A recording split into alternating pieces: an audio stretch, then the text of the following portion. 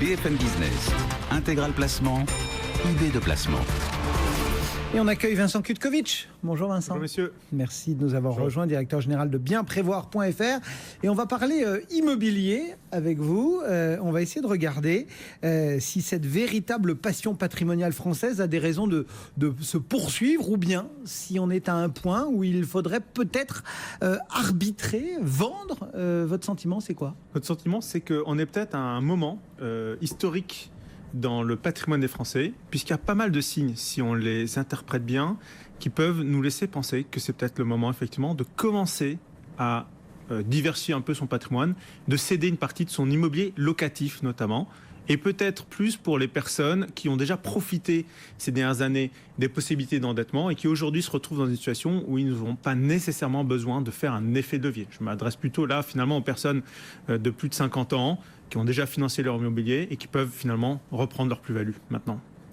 Un petit mot justement de ces différentes raisons. On va poser clairement le canevas de notre entretien. Vous avez déniché 5 raisons qui nous guident pour nous dire que ça peut être attractif. Alors allons-y, ouvrons l'inventaire à l'après-vert. Le premier sujet, c'est qu'on constate très souvent pour rencontrer ce problème avec nos clients, c'est que la plupart des propriétaires de patrimoine immobilier locatif en France calculent mal leur rentabilité. C'est-à-dire qu'ils sont persuadés que la rentabilité de leur patrimoine immobilier est autour de 4-5%, mais en réalité, ils font un mauvais calcul. Le bon calcul à réaliser, c'est de comparer les revenus nets de son patrimoine immobilier à la valeur actuellement sur le marché d'un bien immobilier. Et très souvent, le calcul... Donc, il ne faut pas se gourer de calcul. Il ne faut pas se gourer, mais en fait, si vous regardez même les journaux spécialisés sur l'immobilier, cette erreur est constamment réalisée.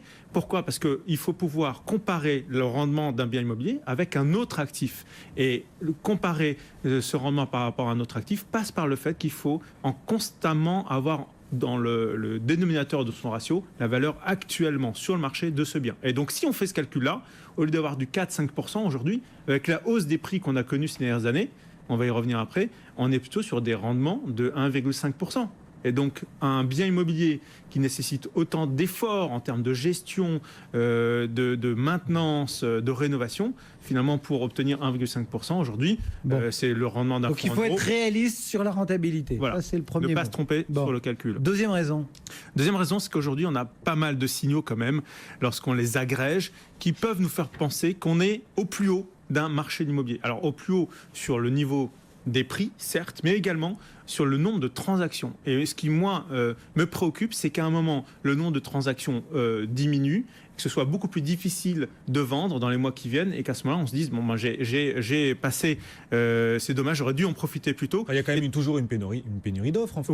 Une demande qui va rester plus importante que l'offre. Oui, mais quand vous regardez à l'inverse d'autres ratios qui sont, par exemple, la capacité des épargnants français à financer un bien immobilier, avant 2007, il fallait à peu près 3,8 années pour acquérir un bien immobilier. Aujourd'hui, on est passé au-dessus de 4. On n'a jamais été... En fait, le pouvoir d'achat immobilier des Français n'a jamais été autant contraint. C'est-à-dire que tout le monde s'est engouffré sur la baisse des taux qui a permis, en fait, de rendre solvable un grand nombre d'épargnants. Mais en fait, ça a été largement compensé maintenant par une augmentation des prix.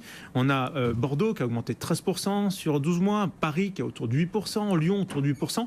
C'est des hausses absolument phénoménales. Les prix à Bordeaux, d'ailleurs, depuis le début de l'année, vous le dites, plus 13, c'est équivalent au CAC 40. C'est rare de voir les prix de l'immobilier progresser autant que la bourse. On dit toujours la bourse c'est beaucoup mieux que l'immobilier, à Bordeaux c'est pas vrai. Bien, tout à fait. Donc on est en tout cas certainement au sommet de la courbe, et des indicateurs comme ça, les taux vont continuer, sont bas, mais ils vont probablement commencer à augmenter.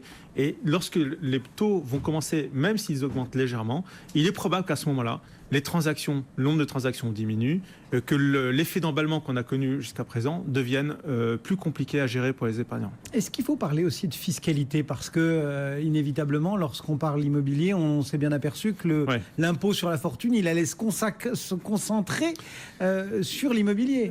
Tout à fait. C'est un peu la cerise sur le gâteau. Ce qui me fait penser qu'aujourd'hui, on est arrivé à un moment opportun pour envisager cet arbitrage-là, c'est qu'effectivement, aujourd'hui, vous n'avez pas payé plus cher par rapport à l'année dernière votre impôt sur la fortune, mais c'est un coût d'opportunité que vous avez par rapport aux autres placements financiers et aux autres enveloppes comme l'assurance vie. J'intègre aussi le fait que les prélèvements sociaux vont augmenter à 17,2 Donc on va se prendre dans l'immobilier de plein fouet la hausse des prélèvements sociaux. Alors que si par exemple on utilise l'assurance vie, notamment si on utilise l'assurance vie dans une logique d'obtenir régulièrement des revenus, avec la fameuse astuce liée au fait que vous payez en fait finalement des prélèvements sociaux uniquement sur la partie des intérêts qui sont produits et pas du capital lorsque vous faites un retrait, je ne vais pas rentrer dans le détail à ce stade-là, en fait finalement vous vous rendez compte que la rentabilité d'une somme équivalente en assurance vie sur des unités de compte plutôt dynamiques mais somme toute avec un risque bien maîtrisé, la rentabilité en fin de compte est beaucoup plus attractive en assurance vie si on veut avoir des revenus réguliers que sur l'immobilier. Donc, 3 premières raisons. Il en reste 2 dans ce que vous aviez prévu de nous exposer, qui concernent et la transmission et la liquidité. Voilà, on sait qu'aujourd'hui, lorsqu'on regarde toutes les études sur le comportement des Français et leurs attentes en termes de stratégie patrimoniale, premier élément, c'est d'obtenir des revenus complémentaires généralement, mais souvent ce qui arrive en deuxième, c'est la capacité à transmettre un patrimoine dans de bonnes conditions. L'immobilier, c'est pas bien pour l'immobilier ? L'immobilier, c'est compliqué à transmettre en réalité, parce que par rapport, là, une fois de plus, aux opportunités que vous avez avec notamment l'assurance vie, vous pouvez transmettre 152 500 € par enfant,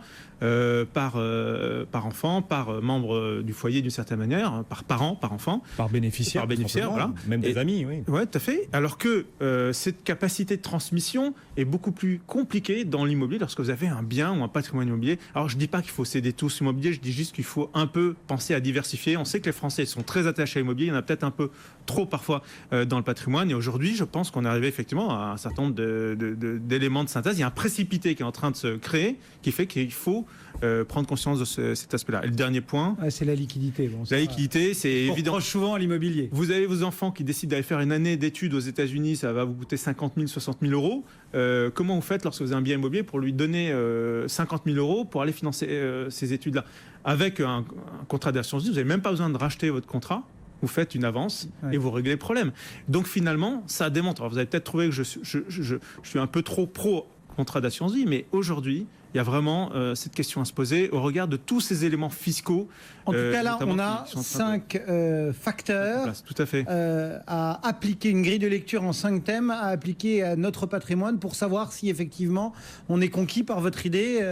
En tout cas, conquis ou pas, je pense que c'est une question qu'il faut se poser. Et que c'est une question qu'il faut se poser avec son conseiller en gestion de patrimoine. C'est le moment de le faire. Il n'y a pas à se précipiter non plus avant le 31 décembre, mais c'est une stratégie qu'il faut envisager pour les années à venir. Merci beaucoup pour ce focus donc proposé ce matin depuis bienprévoir.fr par son cofondateur Vincent Kutkovitch. À très bientôt. Avec plaisir.